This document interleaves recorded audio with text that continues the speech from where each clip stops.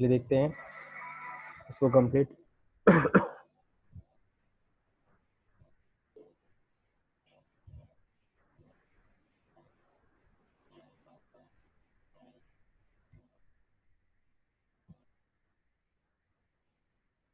एक बार फिर से मैं यहाँ पे दिखा दे रहा हूँ।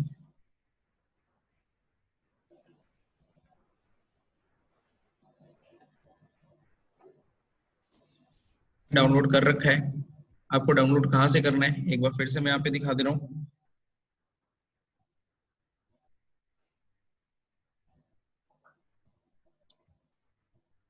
यहाँ पे आपको मिल जाएगा इनकम टैक्स प्रिपरेशन यूटिलिटी पे, यहाँ पे आपको ओपन करना है ये वेबसाइट और यहाँ पे आना है आपको ऑफलाइन यूटिलिटी में। ऑफलाइन यूटिलिटी में आने के बाद यहाँ पे आपको मिल जाएगा इनकम टैक्स प्रिपरेशन यूटिलिटी। इस पे क्लिक करेंगे, दो यूटिलिटी मिलती है, एक्सेल यूटिलिटी और जावा यूटिलिटी। तो हमें एक्सेल यूटिलिटी पे को डाउनलोड करना होगा, ITR 4 यहाँ पे दिया हुआ है, इसे हम लोग यहाँ पे डाउनलोड कर लेंगे, ठीक है ना।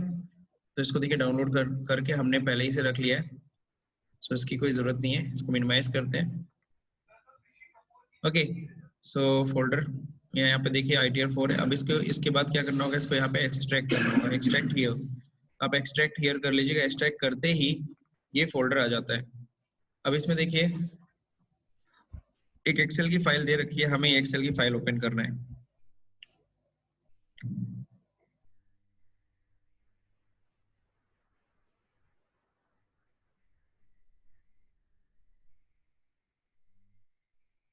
इनेबल करना होता है, ऑलरेडी मेरा मैक्रो इनेबल है।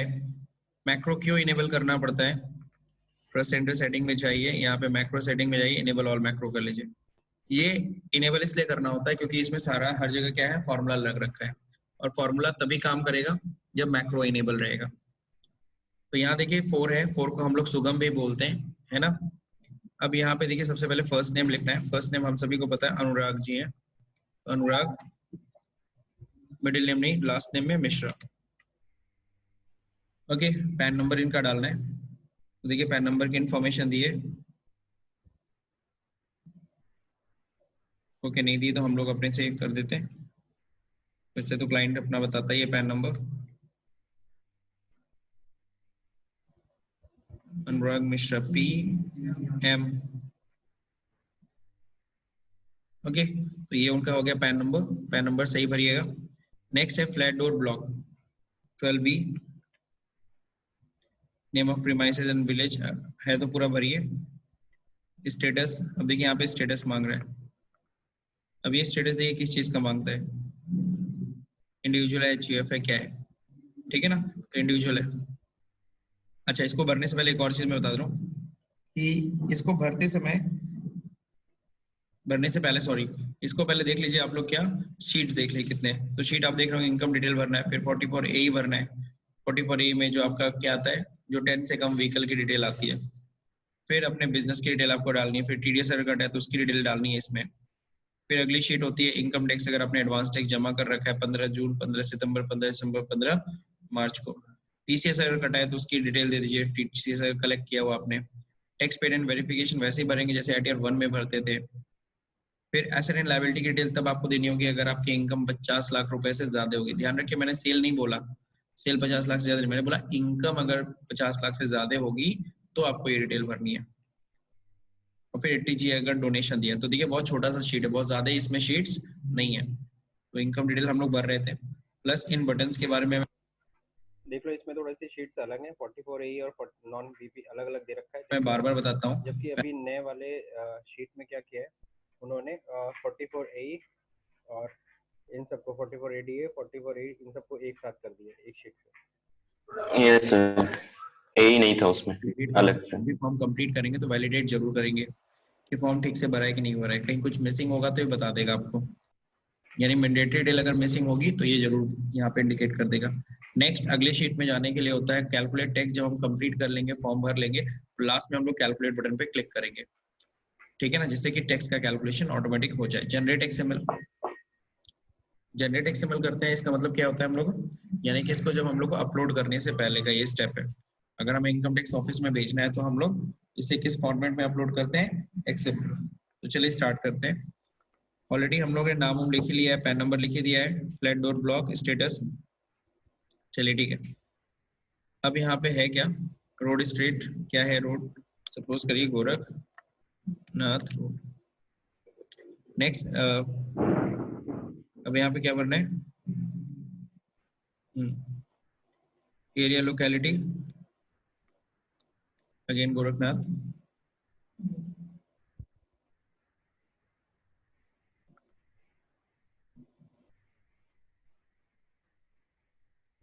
Date of birth, date of birth है दिया हुआ था वहां पे कि नहीं दिया, देख लीजिए इंफॉर्मेशन में, इंफॉर्मेशन में कहीं दिया है नहीं, तो चलिए कोई नहीं है, हम लोग भर देते हैं।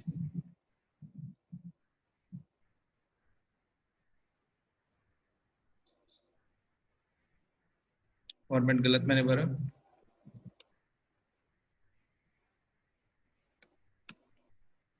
अब सही है। ओके अब देखते हैं यहाँ पे टाउन सिटी, टाउन सिटी में देखिए यहाँ पे गोरखपुर।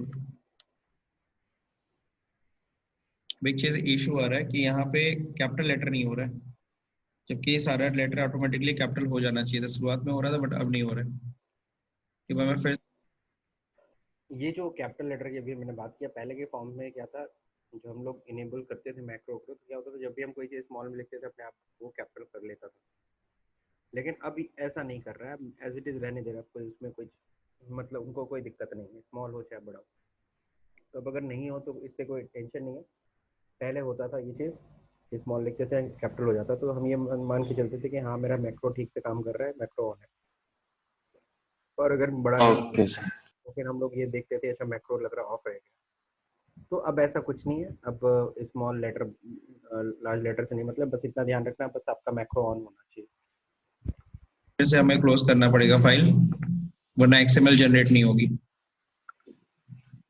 एक बार फिर से ओपन कर लेते हैं और एक्सएमएल जनरेट कर लेते हैं, ठीक है। कभी भी अगर आईटीआर की फाइल आप भर रहे हो और आईटीआर की फाइल भरते समय अगर आपका कोई भी लेटर अगर आप स्मॉल में भरते हो ऑटोमेटिकली, अगर कैपिटल में नहीं हो रहा है, इसका मतलब है आपका फॉर्मूला मैक्रो ठीक से नहीं चल रहा है। इसको फिर भरने आगे कंटिन्यू मत करिएगा, वहीं रोक दीजिएगा और इसे क्लोज करके फिर से ओपन करिए। जबकि इसी साल से जो मैं बता रहा हूँ उसी टाइम से ये चीज़, वरना सारी की सारी मेहनत बेकार हो जाएगी।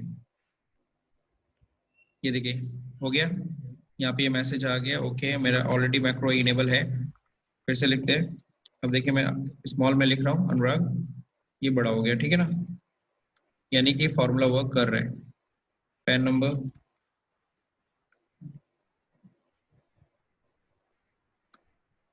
तो ये हमने इनका पैन नंबर डाल दिया, फ्लैट डोर यहाँ पे लिख देते हैं 12B।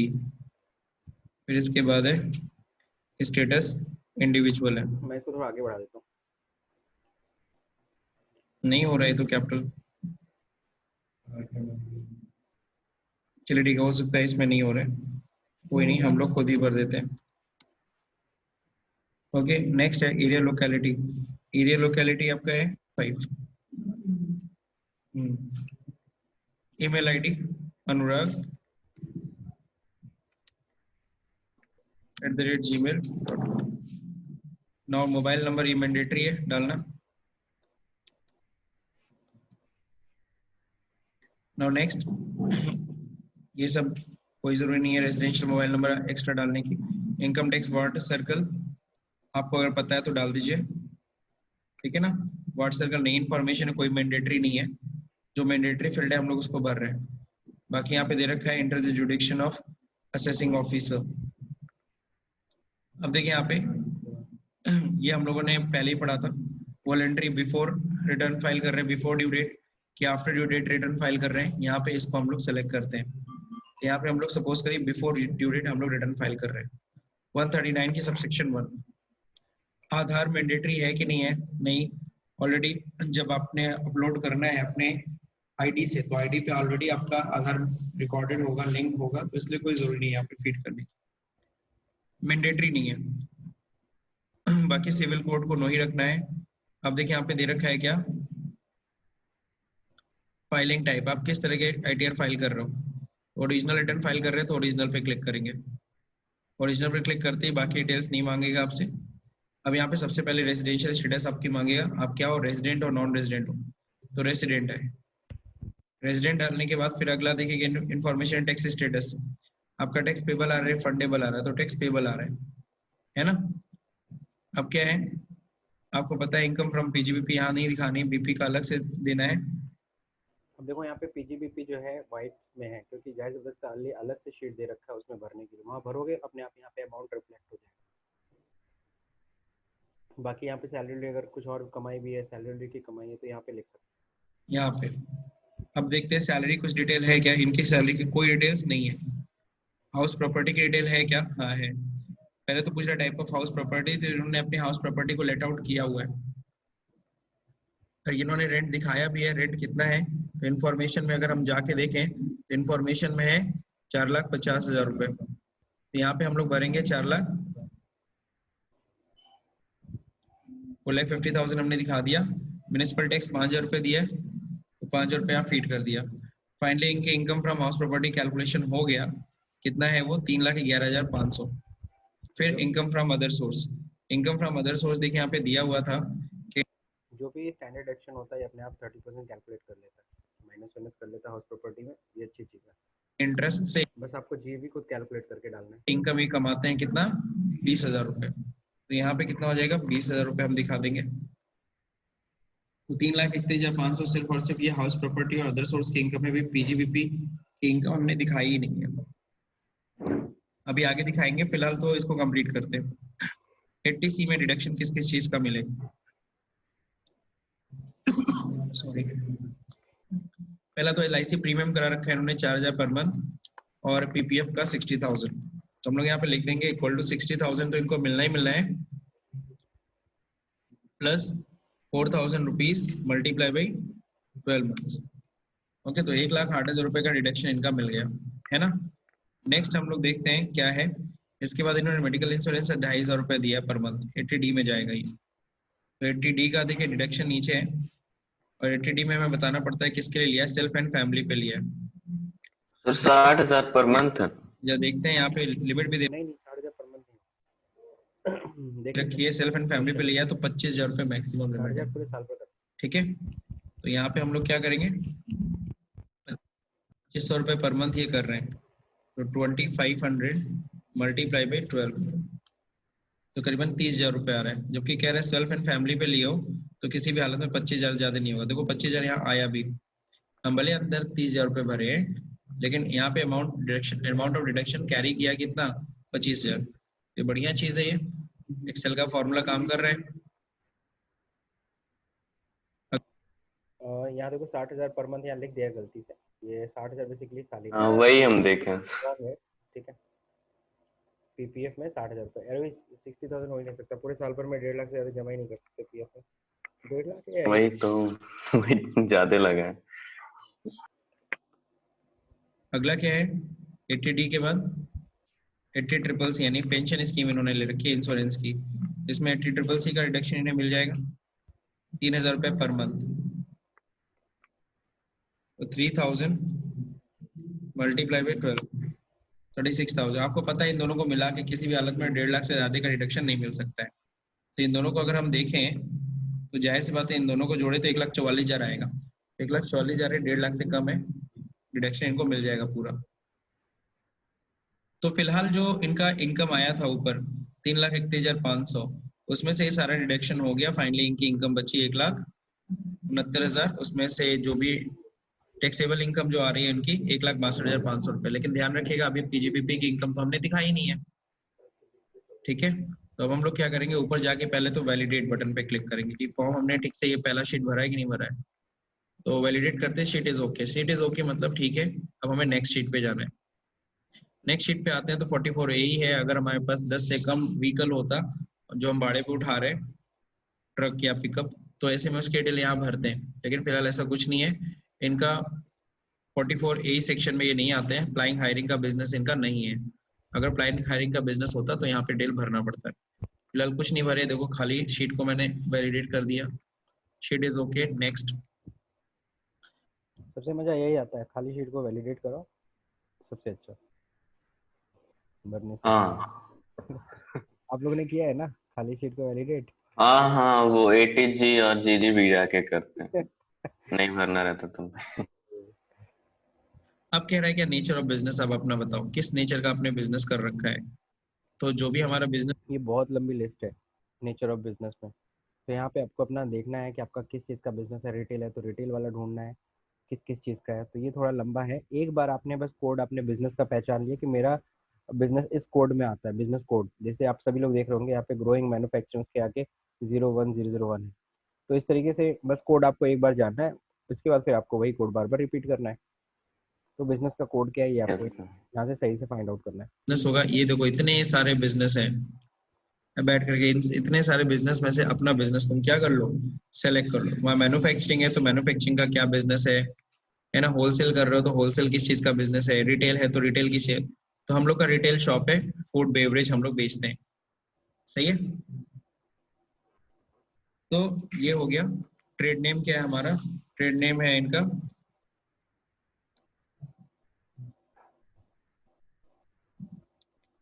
Mishra Mishra baker. Traders, trader कर दिया, चलो। ठीक है, इसको बड़े में ही लिख देते हैं।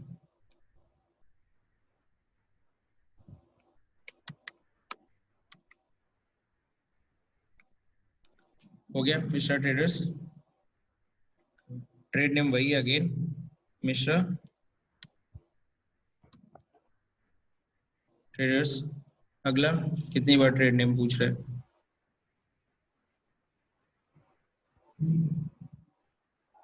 कर सकते हैं लेकिन नहीं, यहाँ पे नहीं चलता है। जैसे तुम्हारा 2-3 ट्रेड जगह नेम यहाँ पे दुकान, भर दीजिए, वैसे एक ही है। वैसे तो होता किसके लिए है बेसिकली, सपोज करो शहर में तुम्हारी 2 या 3 दुकानें हैं, तो उसमें तीनों दे सकते हो, Mishra traders Golghar, Mishra traders Alinagar, Mishra traders. Okay, इस तरीके से गया। एक ही बिजनेस है तो हर जगह भरने की जरूरत नहीं है, एक ही जगह बस भरते हैं, ठीक है। अगर दो तीन नाम से, अगर आपका दो तीन जगह बिजनेस होता, दो तीन नाम से अगर होता आप ही का, एक बंदे का 2-3 दुकान भी हो सकता है, तो उस केस में आप अलग अलग भरते हैं। फिलहाल नहीं भरने की जरूरत है, आगे बढ़ते हैं हम लोग। अब ये 44 AD, अब इसी को आप लोग को ध्यान से बस समझना है। इसको समझ डाला तो लाइफ झंगा लाला। अब यहाँ पे detail of income from business और प्रोफेशन बनना, 44 AD वाला केस आ गया आपका। अब यहाँ पे देखिए टर्नओवर पूछ रहा है कितना सेल हुआ है, आपको इन्फॉर्मेशन देखनी होगी। टर्नओवर इनका दे रखा है 80 लाख रुपए, ठीक है ना। लेकिन यहाँ पे पूछ रहा है थ्रू चेक से, चेक से कितना, यानी बैंक के थ्रू कितना सेल किया, तो बैंक के थ्रू बैलेंस 50 लाख। 50 लाख की से बैंक से हुई है। 30 लाख एनी अदर मोड यानी कैश के थ्रू हो रखा है। अब कहता है 6% प्रॉफिट दिखाइएगा, हमको खुद ही बता दिया है।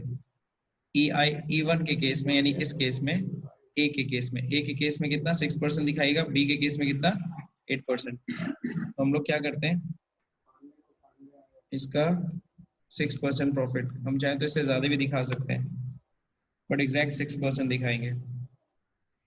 और इस पे कितना दिखाना होता है, एटलीस्ट 8%। तो कहने का मतलब है हम इससे ज़्यादा क्यों नहीं दिखाएंगे, हम क्यों एग्जैक्ट इतना दिखा रहे हैं। एग्जैक्ट इसलिए इतना दिखा रहे हैं, 6% 8% गवर्नमेंट ने ऑलरेडी हमें छूट दे रखी है। तो जब तक ये छूट है तब तक हम फ़ायदा उठा ही सकते हैं। ठीक है, तो तो अभी ऑटो कैलकुलेट नहीं करता है इसमें। नहीं, ऑटो कैलकुलेट नहीं करता, ये आपको डालना होता है ताकि आपका वो जानना चाहते हैं आप कितना डाल रहे हो। अगर आप इससे कम डालोगे तो अगेन आप 44 AB में चले जाओगे। 44 AA मेंटेन करना है, maintenance to books of account 44 AB। हाँ। तो इसीलिए आप ही से डलवाते हैं, आप फिट करो। तो हम लोग भी क्या करते हैं, जब भी आप किसी भी बिजनेसमैन का भरोगे ये फॉर ITR 4, तो इस चीज़ का ध्यान रखना, इससे कम मत भरना। इससे भले थोड़ा मोड़ा 1-2 रुपये ज़्यादा भर सकते हो, हम्म, इससे कम नहीं। Yes sir. दिखा दिया, तो इतनी इनकम आ गई हमारी, ठीक है। अब देखिए यहाँ पे कंपटीशन ऑफ प्रेजेंटिव इनकम, अगर कुछ, अगर 44 AD है प्रोफेशनल के केस में, जिसमें 50% इनकम दिखाना होता है। क्योंकि यहाँ पे देख रखा है, ग्रॉस रिसिप्ट दिखा दो और इसका 50% इनकम शो कर दो। अगर होता तो दिखाते, फिलहाल कुछ नहीं है। हो गया हमारा ये फाइनल इनकम। अब कह रहा है क्या, information regarding to the turnover of GST. अब देखो जीएसटीएन नंबर भी मांग रहे हैं, क्योंकि आप अगर आपने, ये अब नई चीज़ जोड़ा है GST। सबको पता है 1 जुलाई 2017 से GST लागू हो चुकी है। तो GST का भी यहाँ पे टर्नओवर डालना पड़ता है ताकि ये क्लियर रहे कि आपका GST का टर्नओवर जो है वही टर्नओवर आपने यहाँ पे भी फीड किया है। ऐसा नहीं है कि GST में कुछ और सेल दिखा रहे हो, वहाँ पे दिखा रहे हो सपोज करो 70 लाख और यहाँ पे ITR में दिखा रहे हो 80 लाख। तो सीधा सीधा दोनों रिटर्न मैच करेंगे। हाँ बिल्कुल सही। आईटीआर में भी जो सेल है और जो जीएसटी में जो आपने हर महीना या क्वार्टरली रिटर्न आपने जो भी फाइल किया हो, आपका टोटल टर्नओवर 80 लाख ही होना चाहिए। तो अपना जीएसटी नंबर यहाँ पे देना है। लेकिन एक और चीज़ तुमको बता दूँ, ये जो इन्होंने एक लूप होल छोड़ रखा है। बताए क्या यस। लूप होल है? लूप होल हाँ ये हाँ हाँ सर बताइए। मैंडेटरी नहीं है। हाँ वो तो और स्टार नहीं लगा है, या फिर रेड में नहीं लिखा है। अब शायद हो सकता है आप लोग जैसे ये तो असेसमेंट ईयर 18-19 है, आप 19-20 कवर हो सकता है मैंडेटरी कर दिया हो।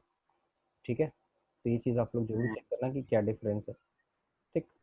और जीएसटी यानी यहाँ पे डालना है, एनुअल टर्नओवर डालना रजिस्ट्रेशन भाई आप 80 लाख की आपने सेल रखी है, तो जाहिर सी बात है आप जीएसटी में रजिस्ट्रेशन ले रखे हो ना, और वहां पे रिटर्न फाइल करते ही हो। और रिटर्न फाइल करते हो तो एनुअल रिटर्न फाइल करते हैं ना जीएसटी ईयर 9 में। तो एनुअल रिटर्न में जितना टोटल सेल टर्नओवर दिखाओगे, वो टोटल सेल और यहाँ का टोटल सेल दोनों क्या होना चाहिए, मैच होना चाहिए। तो अपना जीएसटी नंबर दे दीजिए। तो जीएसटी नंबर हम लोग लिख लेंगे 09। ओके, मैं जीएसटी नंबर निकाल लेता हूँ यहाँ से। है।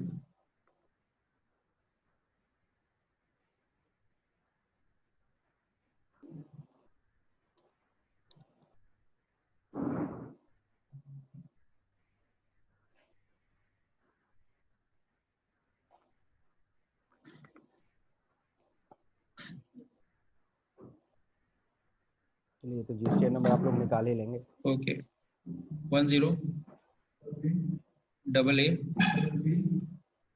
Double P U 8957 R1Z1। ठीक है ना। अब टर्नओवर आपको पता ही है भाई 80 लाख। वहां पे भी हमने सेम डिटेल्स दी है 80 लाख की। तो ये रिकनसाइल बस करना है। ठीक है, इस चीज का केयर करना होगा। देखो यहाँ पे सीबीडीटी एंड सीबीईसी दोनों आपस में रिकनसाइल कर लेंगे। हमारे पता है हम लोग क्या दो टैक्स चलता है, डायरेक्ट टैक्स और इनडायरेक्ट टैक्स। तो डायरेक्ट टैक्स का जो है आपको पता है सीबीडीटी देखती है, और इनडायरेक्ट टैक्स को सीबीआईसी देखती है।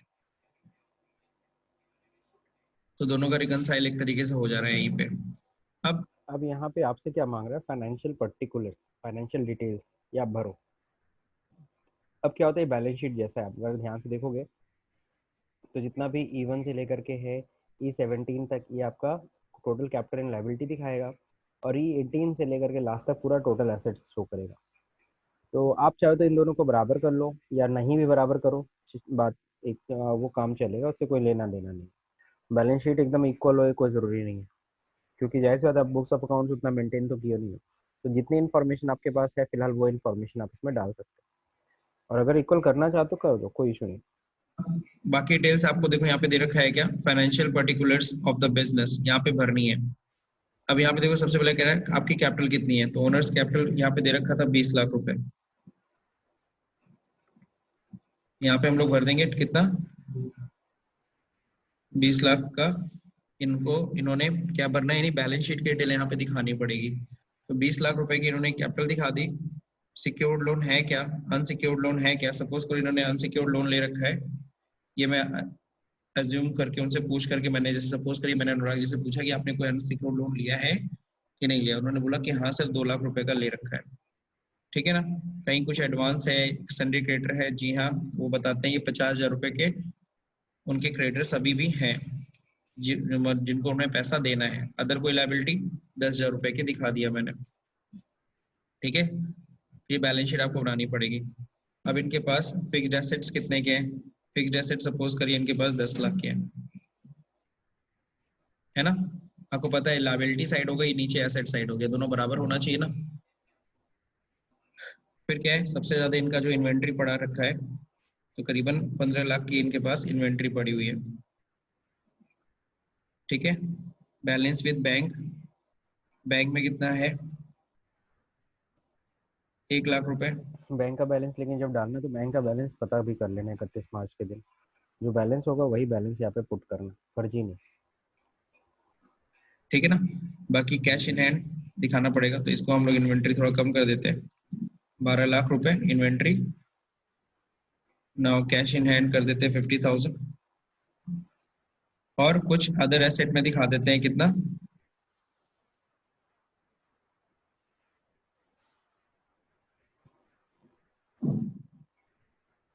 ओके, 24,50,000 हो गया। कैश दिखा देते हैं 1,00,000 रुपए हो गया। और अदर एसेट के रूप में कितना दिखा देते हैं? डेटर तो हमने दिखाया ही नहीं, डेटर हम दिखा देते हैं 50,000 रुपए। 50,000 के इनके डेटर भी हैं उधार, अदर एसेट के रूप में 50,000 रुपए दिखा देते हैं। दैट इज ये डिटेल्स आपने दिखा दी, लेकिन हाँ ध्यान रखिएगा इसकी जांच नहीं। 2,26,000 रुपए है ना, 22 लाख हमने ज्यादा कर दिया।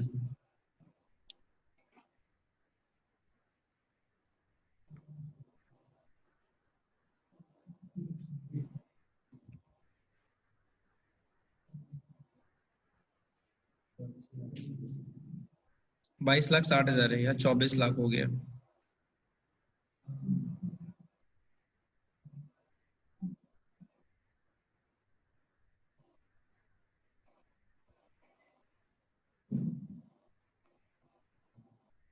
अब 60,000 रुपए ना,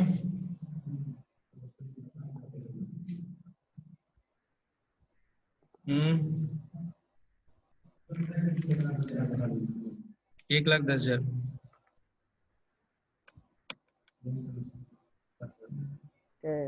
से 50 को करना चाहिए था। 22,60,000 है, 22,10,000 रुपए होना चाहिए एकदम। ये भी नहीं है कि एकदम इरेगुलर हो, कैसा कोई ओके, हमने तो बराबर कर दिया, लेकिन आपको बता दूं ये कोई बराबर करने की कोई रिक्वायरमेंट नहीं होती है, ना इसकी चेकिंग होती है। डिटेल है ही नहीं। थोड़ा मोड़ा ऊपर नीचे अमाउंट होता है, हाँ इसकी स्क्रूटनी नहीं होती है।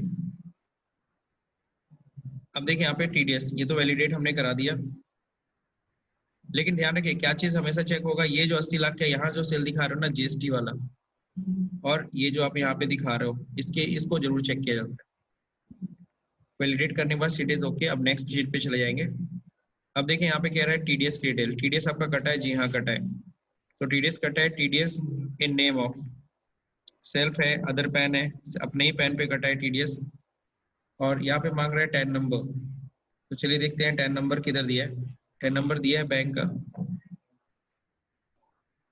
यहाँ पे हमने टैन नंबर डाल दिया।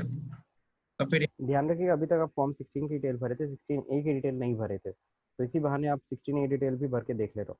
यहाँ पे देखिए नेम ऑफ डिडक्टर, यहाँ पे कौन है, एसबीआई है।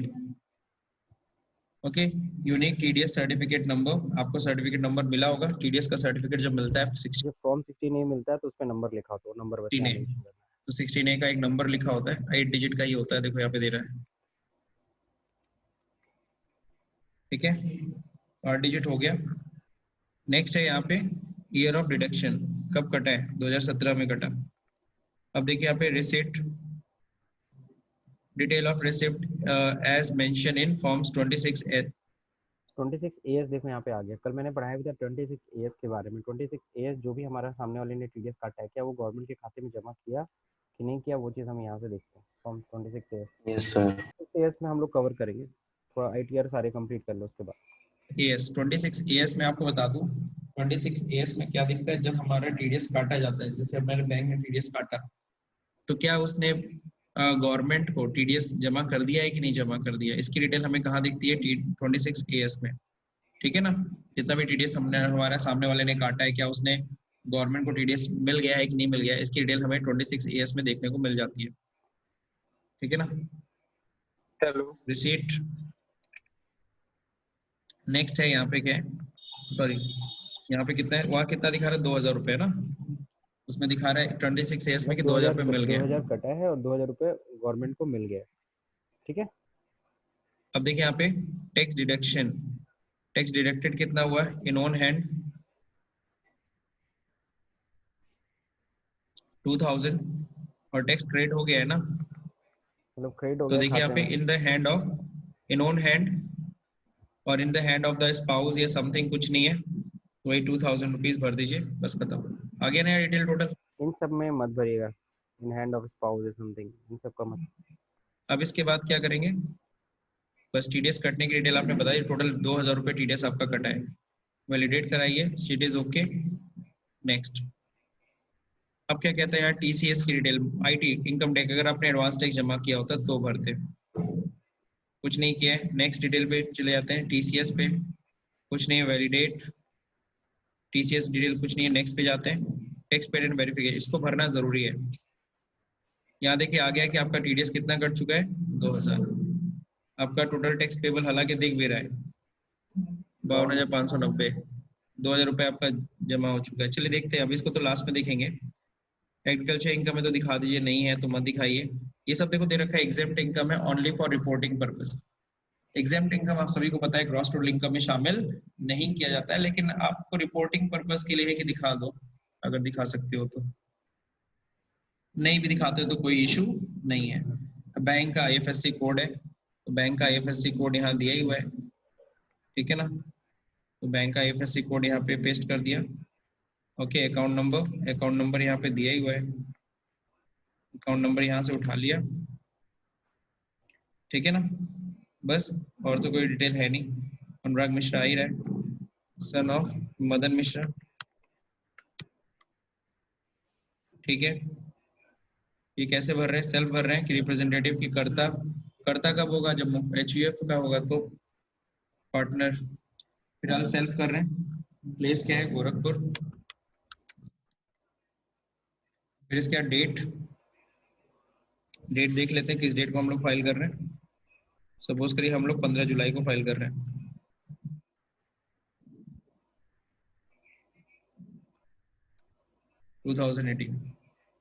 ठीक है। अब ये टीआरपी की डिटेल तब डालनी होती है अगर हम किसी टैक्स रिटर्न प्रिपेयर से अगर प्रिपरेशन कराते हैं तब। फिलहाल हमें ये सब नहीं डालना, हम लोग अपना रिटर्न खुद ही फाइल कर रहे हैं। अब इसके बाद क्या करना होगा, टैक्स पेड एंड वेरिफिकेशन के बाद वैलिडेट कराइए, शीट इज ओके। फिर नेक्स्ट पे जाइए। ये एसेट एंड लायबिलिटी की डिटेल तब देनी होगी आपको, बाकी अदर घर की आपकी डिटेल, घर में कितना ज्वेलरी पड़ा है, ये सब चीजें, ये सब तब डिटेल देनी होती है अगर आपकी इनकम 50 लाख से ऊपर होती है तो। 80G अगर ग्रांट्स यानी डोनेशन दिया है तो।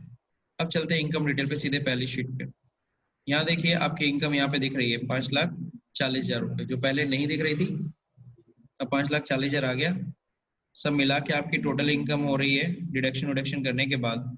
यहाँ टैक्स भी कैलकुलेट हो गया, ठीक है, टैक्स भी ऑटोमेटिक कैलकुलेट हो गया। फिलहाल कोई इंटरेस्ट अभी नहीं चार्ज हो रहा है क्योंकि हम ड्यू डेट के अंदर हम लोग फाइल कर रहे हैं। अब जरा देखिए हम लोग, जैसे हम लोग यहाँ पे एक बार और फिर से, लेकिन एक बार टैक्स का कैलकुलेट करने का बटन जरूर दबाइए, ठीक है। अब देखिए यहाँ पे इंटरेस्ट आने लगा 234A, 234B, 234C जो भी इंटरेस्ट है इनका आने लगा ना। इंटरेस्ट क्यों आ रहा है, क्योंकि जाहिर सी बात है, भले मैं तारीख डाल रहा हूँ लेकिन देखिए सिस्टम का डेट में क्या दिखा रहा है, 15 फरवरी 2019। उसने सिस्टम की डेट को एनालाइज करके देख लिया कि आप डिले रिटर्न फाइल कर रहे हो, और उसने जितना भी इंटरेस्ट है डिले रिटर्न फाइल का भी इंटरेस्ट जोड़ दिया, 234B का भी, 234C का भी, और प्लस 10,000 रुपये 234F जो कि फाइन है डिले रिटर्न फाइल करने का। तो फाइनली 74,040 रुपये आपका टैक्स आ रहा है। लेकिन 74,040 में हमारा 2,000 रुपये टीडीएस कट चुका है ना, तो वो कहाँ दिखेगा? तो उसके लिए हम टैक्स पेड एंड वेरिफिकेशन पे जाते हैं। टैक्स पेड एंड वेरिफिकेशन में आप जब जाएंगे तो यहाँ देखिए आपका दिख रहा होगा, आपको सिर्फ 72,040 ही देना है क्योंकि 2,000 तो आपका टीडीएस कट चुका है, सही है। तो 74 में आपको 74,040 नहीं है ना, 72,040 देना है। तो आपका यहाँ देखिए ये टैक्स पेबल आ रहा है, क्या रहा है, ये अमाउंट पेबल है, इतना आपको देना है गवर्नमेंट को। और यहीं देखिए ई पे टैक्स का क्या रखा है, लिंक दे रखा है, यहीं से आप पेमेंट भी कर सकते हो, ठीक है। तो फिलहाल हमको ई पेमेंट नहीं करना, हमने कंप्लीट कर लिया है। अब हमें क्या करना है, सीधे इनकम शीट पे आना है।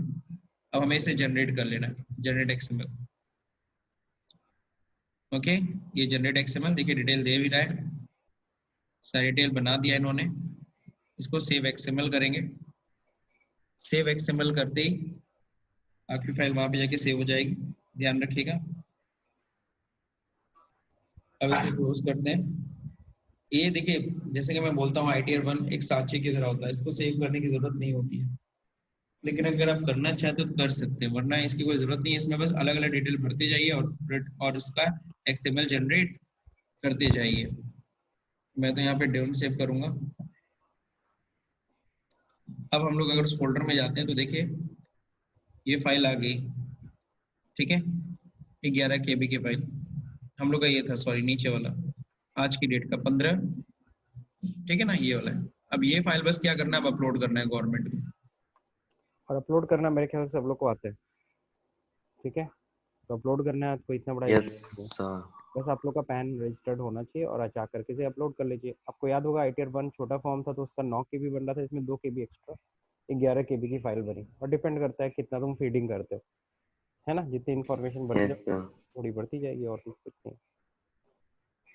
और ये जो ITR 4 अभी हमने किया, ये हमने ऑफलाइन किया है। क्या किया है? ऑफलाइन। ऑफलाइन मतलब इसके बाद इसको आपको पता है, इसको अपलोड करने के लिए हमें पैड में लॉगिन करना होगा और अपलोड कर देना होगा, ठीक है ना। तो चलिए वो छोटा सा प्रोसेस भी यहीं पे देख लेते हैं। तो उसके लिए इनकम टैक्स की साइट पे आपको जाना होगा। आपकी ओरिजिनल साइट होनी चाहिए, ओरिजिनल साइट पे जाइएगा। अब यहाँ पे आपको लॉगिन करना पड़ेगा। Login here.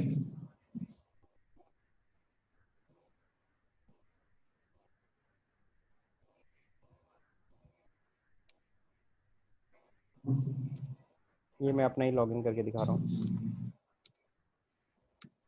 मैं रिटर्न फाइल करना है और ये ITR 1 है। और यहाँ पे